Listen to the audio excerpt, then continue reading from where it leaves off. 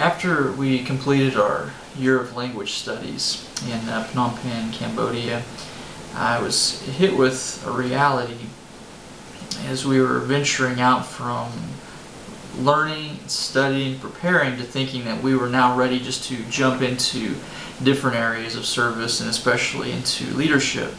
I thought, well, first of all, I've been a leader before. I've served in churches in America. Second, we had a good understanding of the Khmer language.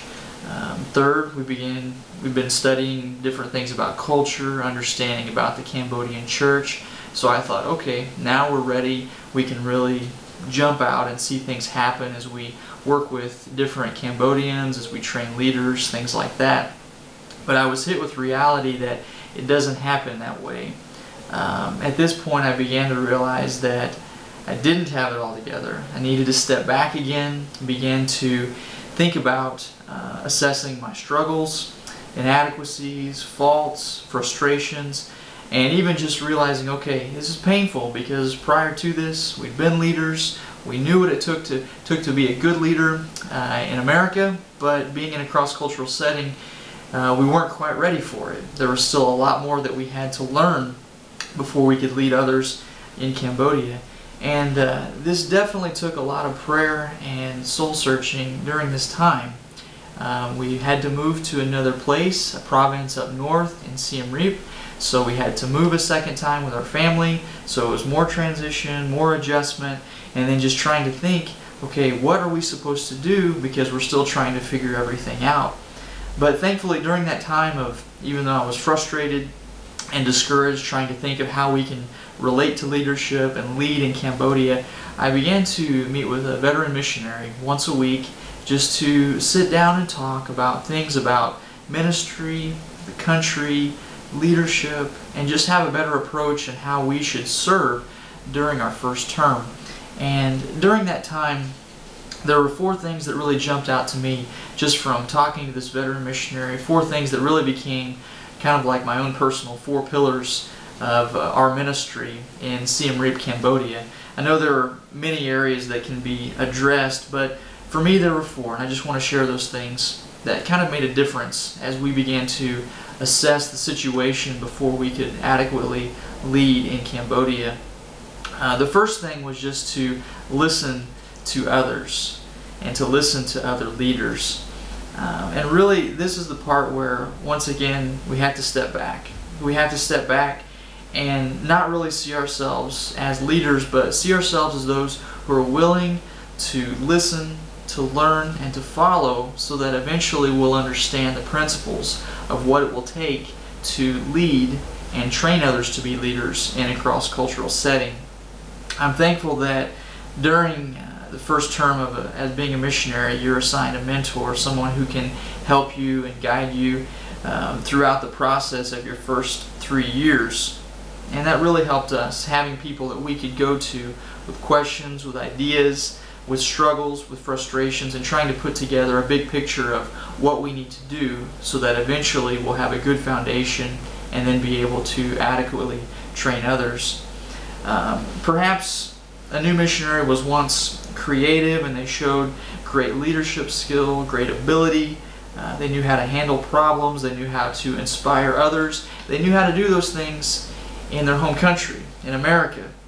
However, once you check your baggage and you're flying overseas, you have to check a lot of other things as well. And a lot of your skills, a lot of your abilities, you really have to set those aside, because perhaps they worked in America, but once you go to a cross-cultural setting, it's going to be different.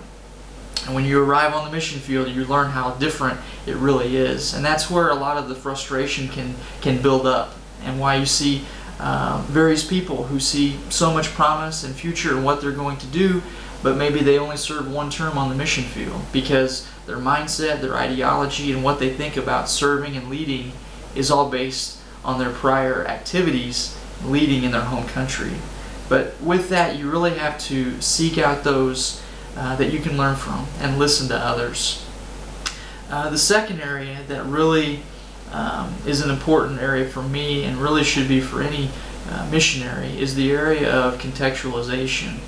Really understanding the context of where you are and the principles of leadership both taught and learned. There's a lot that you have to learn in order to eventually lead in a cross-cultural setting. And by doing that, you have to understand the people, you have to understand the setting, you have to understand the worldview, and all these things you have to understand contextualization.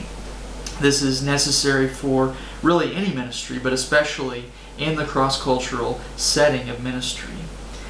Personally, I see contextualization as the greatest determining factor for a missionary's effectiveness or liability.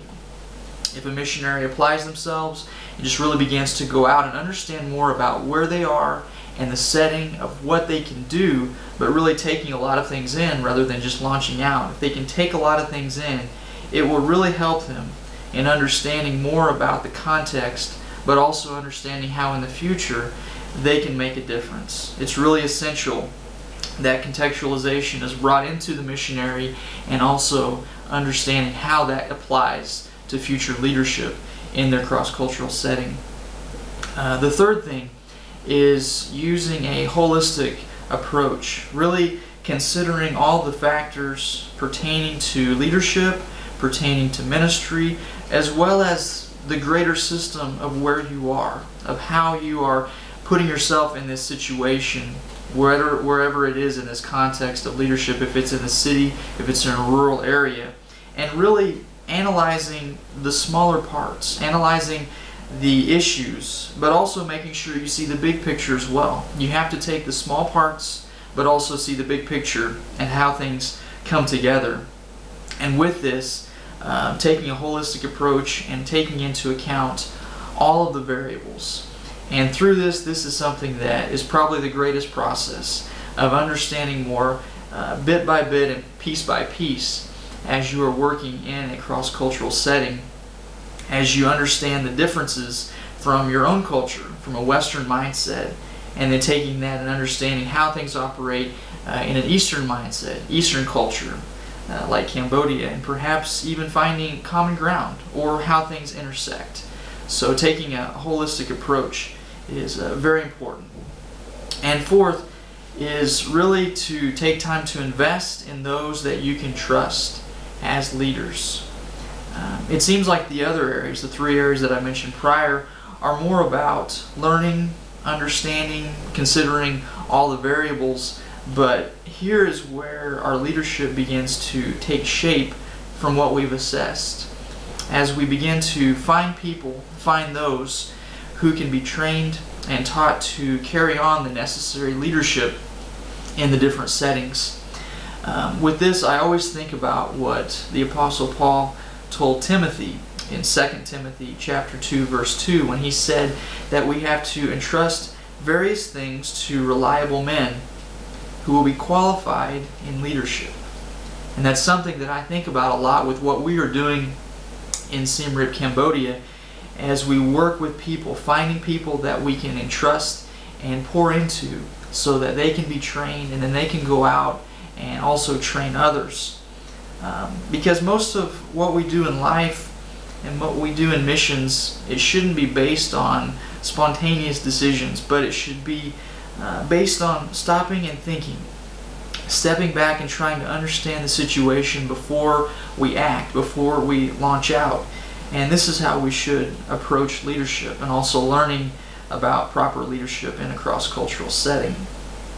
The first areas can be tough. They can be difficult, as you have to put yourself in a position to step back, listen to others, be taught, be trained, analyze a lot of situations.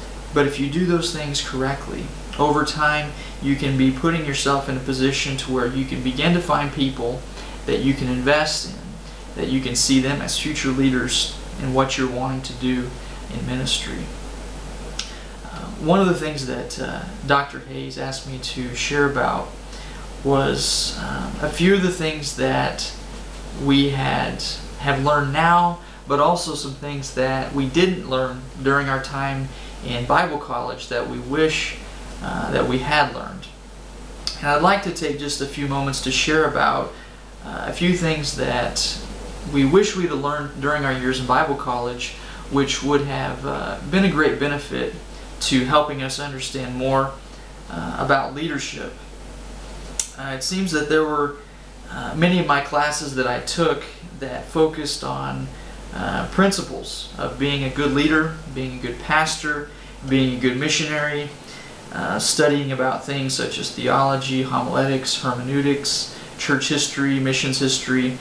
However, in my studies during Bible college, it really seemed like there wasn't a consistent curriculum concerning the realm of leadership, which is really truly necessary for all areas of ministry. Because I personally believe that many students, they might enter Bible college with various presumptions about the ministry and about leadership, but some of those things can be detrimental, and some of those things must be checked as they begin their education and learn about ministry.